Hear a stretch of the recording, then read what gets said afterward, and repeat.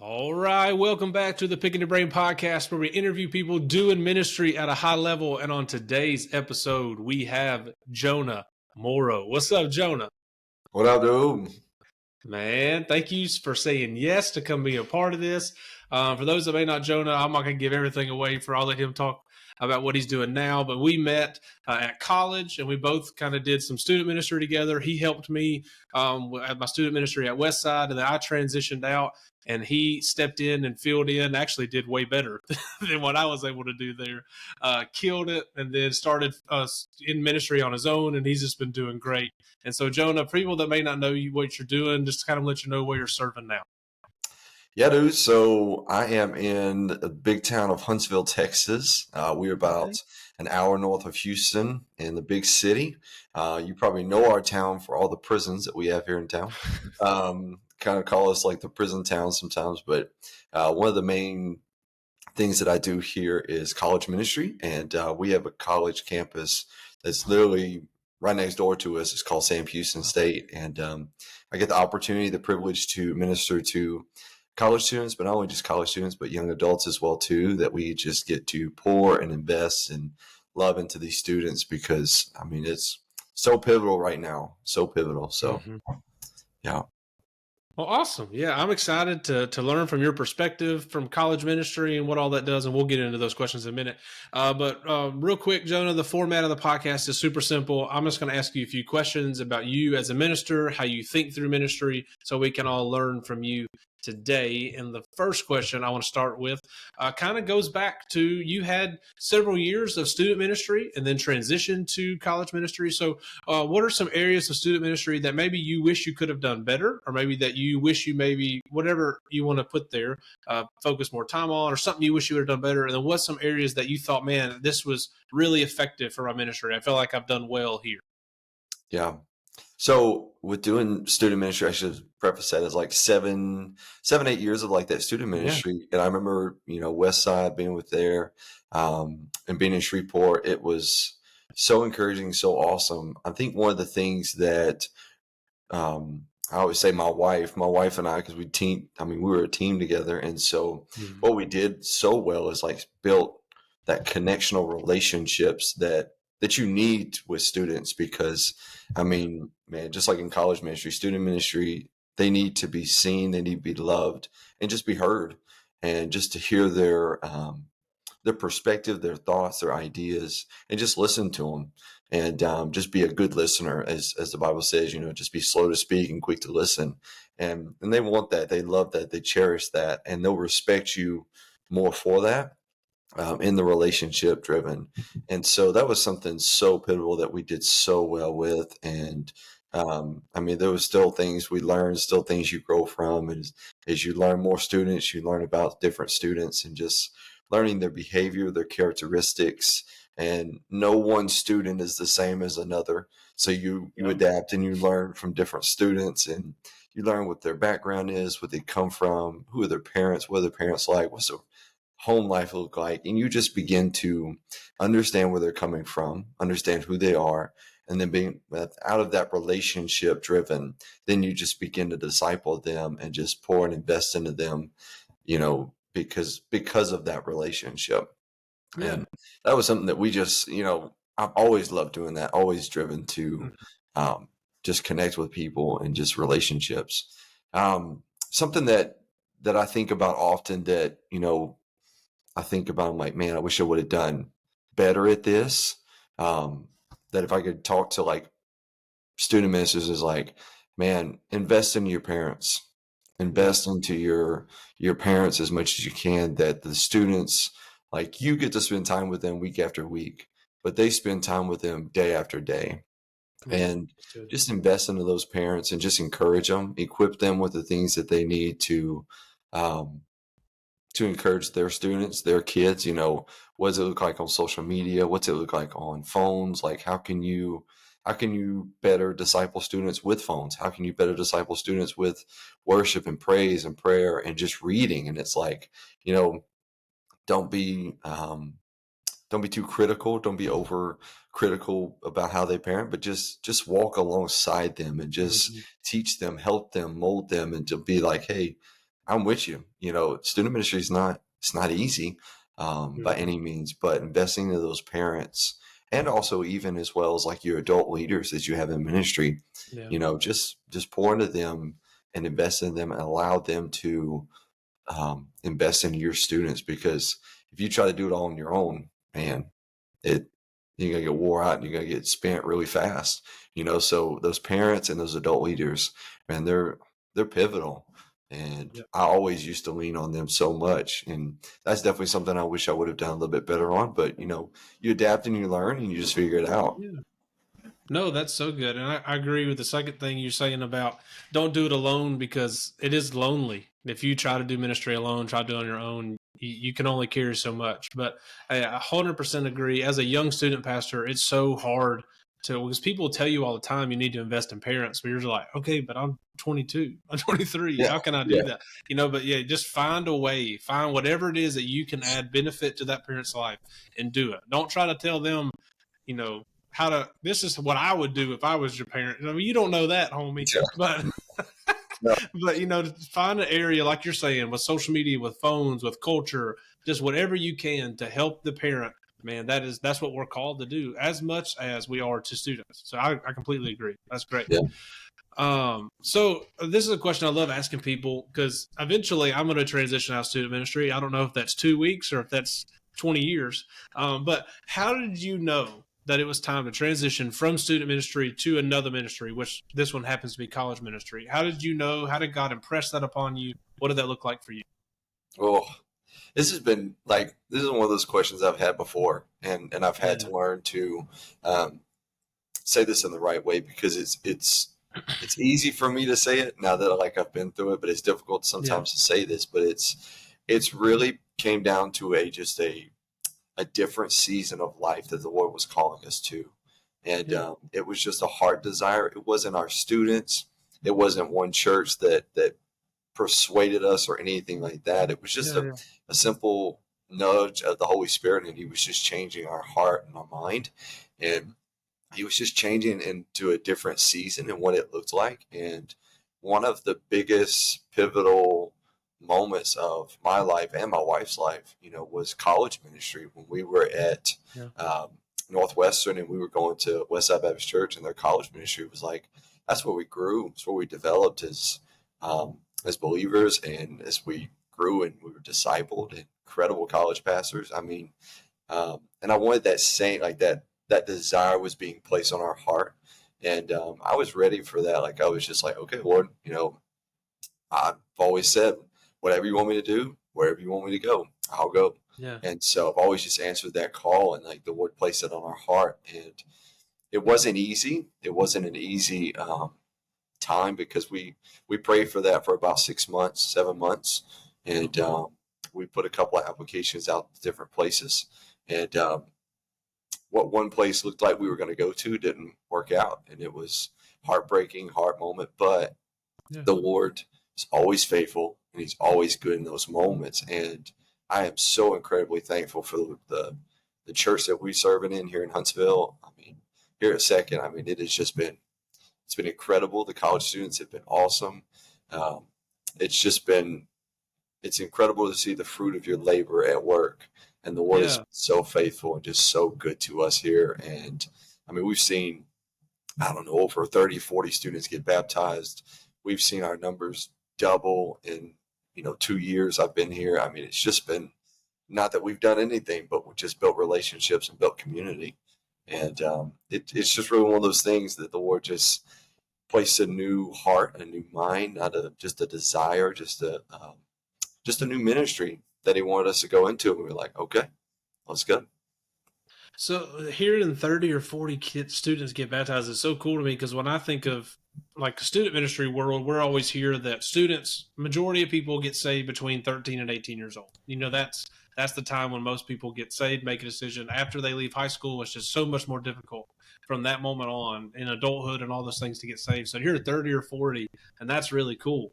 And so I just want to we'll transition to the next question, but what does a normal week look like in college ministry? And I know the word normal is, whatever, because student ministry is different from the fall to the spring to, it all looks different. But like, what does a normal week look like for you?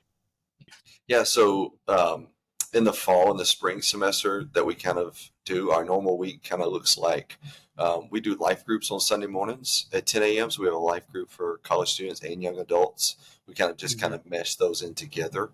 And it's great. We do kind of like I do more of like a Bible study where we do a Bible chapter and we just break it apart section by section.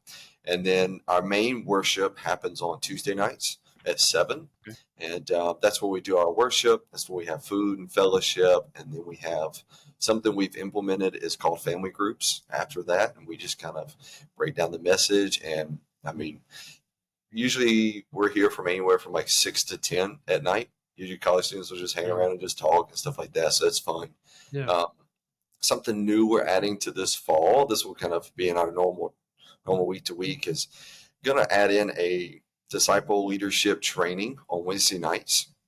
And Okay. this is for students that want to go deeper, that want to go farther, that give them some tools, some challenge to disciple students and equip them with what they need. And so that'll be something new that we implement on Wednesday nights. And Okay. then sometimes throughout the semester we do call them like Thursday get-togethers, and like once a month we pick a different place outside of town. We go to a coffee shop. We'll play bingo. We'll go to a food truck park that we have here local in town, and we'll just hang out and Yeah. play cornhole board, eat some crawfish, get some ice cream, and it's just kind of a fun get together that we do on Thursday nights. And then we start it over on Sunday again the next week. So it's a week usually throughout the semester, but it's fun. It is. So, does your local college, Sam Houston, right? Is what you said. So, Mhm. Sam Houston, do they have a BCM? I'm assuming. They do. They call it the So, BSM. okay. So, is that relationship good? Like, how does that work? Because I know you're a specific church ministry. So, how do you partner with the BCM or So what BSM? we yeah, so what we do, we usually do this every semester, once a semester in the fall and in the spring. We will come alongside them, and they do Wednesday lunches, and this is a free lunch that students can walk by and grab. And Okay. what we do is we just co-team with them. We've done barbecue one time, we did hamburgers one time, baked potatoes, and you just like usually over 200 college students will just Oh, walk wow. by. They come out of class, they come right down the hill by the BSM, grab a lunch, just say hey to them. Some of them will stop and eat, and then some of them will just keep going. But it's just a chance Yeah. to kind of, co-team with them and partner up and do some really cool things. And we're looking to do some more things with them and some other local churches here in town as well too, to kind of reach our campus a little bit better for sure. Okay. Cool. So here's a question, and I have an interesting thing I want to bring out after you maybe answer. I'll ask you, but what is the biggest difference that you've seen in college and student ministry? Because on the onset, there probably is some like, oh, these are very similar, but there are some drastic differences. So, like, what would you say is the major difference between them? Mhm. The biggest thing that I noticed, the biggest difference is the fact that student ministry, a lot of the parents are bringing their students to church. Mhm. Kind of, majority of parents are bringing their kids to church, with the exception of some. But then when you get to Yeah, college age and you get to like young adults, they are having to make the choice. Um, what church am I going to go to? If they're yeah, not local to that town, what church am I going to go to? And then number two, how am I going to get there? And then thirdly, am I even going to go to a church? And yeah, yeah. Ben Trueblood came out with that book Within Reach, and you see Hmm. the statistic and the percentage of like how many you know students drop away from church or walk away from church going into college ministry days, and it's kind of sad, but you try to just help them. But it's encouraging to see because I see it right now, just coming from a college conference not too long ago, just hearing about all the ministries and all the college students that are making a decision. They're making the Yeah. choice to go to church, to be discipled, to serving in our church. I mean, we see um, 20, 30, I would say 20 to 30 of our college students are serving in kids men. They're serving in the student ministry, and they're in the worship band and student ministry. They're serving in our college ministry. They're serving on Sunday mornings in our worship band. They're Hmm. doing what's called first impressions. When people walk through the door, they're meeting and greeting people. They're all over this place. And, That's so cool. that's kind of one of the biggest pivotal things that I see between student and college ministry is they just have to make that, they have more freedom. They have more Yeah. freedom and they got to make that choice, that, who are you going to serve? You're going to serve the Lord. And yeah. So that was kind of where my question, my follow-up question was going to go is, yeah, in student ministry, you touched on it. Most of them don't have a choice or dropped off. Many of them are excited, hopefully, to be a part of student ministry and be there. But if they're in college ministry, they have made the intentional decision, I want to go to church. I want to be there. And so do you think you've seen more of a chance to disciple students? A Hmm. willingness to be discipled? Because in student ministry, there's probably a handful that want to be discipled, that want to grow deeper. But it feels like in college ministry, it's maybe the opposite is true. Most of them, they're there want to be discipled. What would you say about that? Yeah. Um, and kind of put it in this way, I think, is like, there were times where in our last student ministries, you had that core team that was like Yeah. 12 to 15 students. And I think what I've seen is like in our college ministry, we've probably had probably about half of our students um, are, just eager. They're here, they're ready to learn, they're ready to be discipled. And you see that a whole lot more. They're like, hey, I want to go deeper. How do I go deeper? How do I disciple somebody? How do I share my faith? How do I do Mm-hmm. this and that? And I'm like, man, let's let's do it. And Let's but go. I mean, we still have some, in our ministry that just Yeah. we're working for that, just they just kind of come just for the fun and just hanging out and stuff like that. Yeah. But yeah, there definitely is a stronger, I would say, a stronger desire for just discipleship, evangelism, and just reaching and connecting for sure. Yeah. That's so cool. So here's the final question that I want to end with, and I think this will really help a lot of guys. And I don't feel like student ministry does great at this, and so maybe you have some tips for us on how we can do better. But how can student pastors do a better job at helping students transition to college? Now we love on them for 7 years, 6, 7 years in student ministry, and then we're like, all right, go to Sam Houston. Go. Hope you find a church. Go plug into a church. Don't mess with that. How can we do better with partnering with either the colleges, the BSMs, the BCMs, or the local churches? What can we do better to transition kids to college? Yeah, man, I love this question. I really do. And it's something that I've talked with our student pastor before and also our kids pastor as well too. Is like working on those transitions. Okay. Like how are you working to transition those kids to the student ministry and also the student ministry to the college? And we've really boiled it down to just one big thing. And that is, follow follow up with them and encourage them. And I know that sounds so simple, Yeah. so cliche, and it's like, what? I do that. But it's like, no, like you hit it. It's like you spent 6 7 years of your life with them. You have impacted them, you have influenced them. There's nobody better to encourage them to keep moving forward than you yourself. You know what I mean? As the student pastor, they're going off to college. Like you can still reach out. You can still text them. You can still call them. You can still like one on one if they come back. If they come back to your town, if they're going to college somewhere else, like they come back in, you just say, "Hey, how was college? Did you happen to find a church? Did you get plugged in somewhere? Did you get plugged into the BCM, Yeah. the BS? Like how'd it go? And maybe there'll be like one or two ways. They'll be like, well, it was a rough semester, and it's like, okay, I get it, but Yeah. don't forget, like you need people that want to live life with you as well too, and don't forget that. Yeah. And you just kind of like push them and encourage them. And it's like, don't think that just because they graduated out of your ministry, things that you're done doing life with them.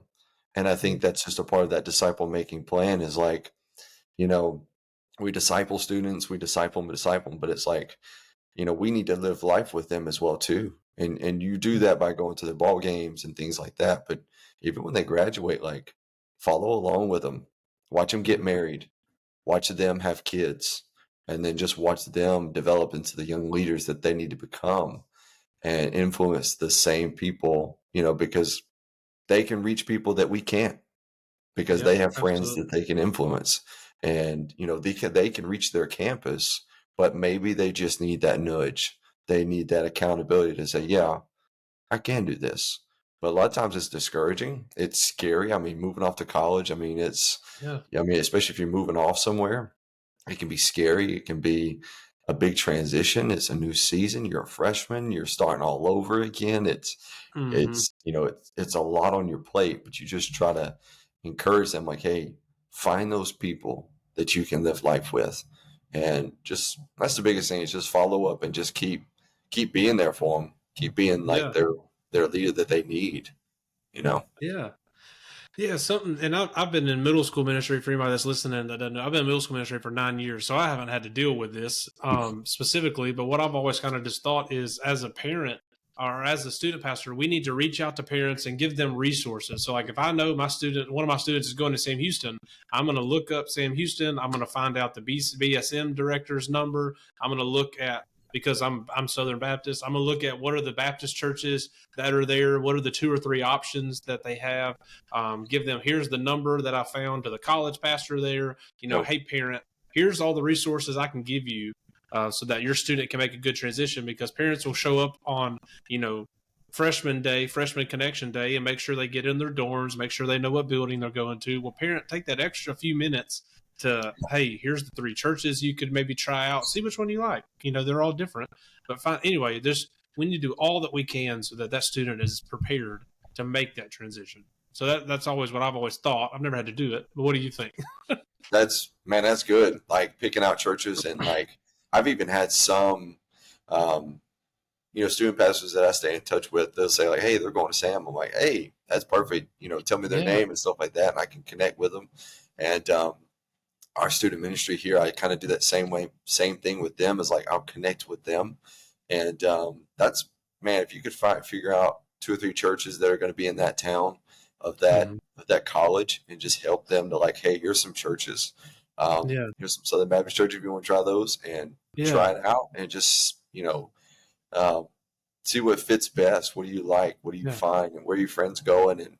And just try it out. Don't be afraid. That's the biggest thing is like tell parents is like encourage your students to get plugged in. Yeah. Because I think a lot of um, falling away comes from being alone, doing nothing but just studying, doing nothing but just doing college life on your own. It's like, yeah, I'm Yeah. meant for that. You're meant to be plugged in for people to love on you and encourage you. Yeah. And something else I was going to add is most students up to that point have either grown up in the same church or maybe have transitioned once. So like they don't even know how to church shop. They don't even know what they're looking for. Like that's what we hear from our students when they come back is like, man, it's weird. I'll try these, but I don't even know what to look for to see if this is a good church or not. And so that falls on student pastors to help equip them, help educate them on what to be looking for, and then also people on your end to help them get plugged in. So anyway, that's such a fascinating part of our ministry that I feel like a lot of student pastors just kind of go, all right, I'm done. You hope you do Yeah. good. We gotta continue to kind of help that baton get passed as they move to another ministry. But Yeah. thank you for being willing to come on today, and I know this is going to be helpful for several guys as we all try to help that transition. Yeah, I hope it does because man, it's one of those times right now where student ministry moving into it, is so vital, so important, and so are all Mhm. ministries. Kids, students, and college. This is a life of raising up disciples, young leaders that are going to become kids pastors, that are going to become student pastors, that Yeah, become college pastors, and even pastors in the future. We just want to give them the utmost best and just provide them with what they need, that love and encouragement and the truth. And don't be afraid of just following them and just following up with them for sure. yeah. And that was my story. I surrendered to ministry while in college, and it was because of people like Brother Bill, Miss P, Jason Colvin, the people in that I was able to be around at Yeah, Northwestern and Westside Baptist Church helped my call to ministry. So yeah, what y'all are doing is huge, and so I'm thankful for you. yeah, it's awesome. Well, if this is your first time listening to Picking Your Brain podcast, we drop episodes every Monday. We'd love for you to subscribe and listen to every one of them coming up in season 3 here. But if you've been listening and continue to follow us, we got a lot of great guests lined up for this season. So I can't wait for the next episode to drop. We'll catch y'all next time.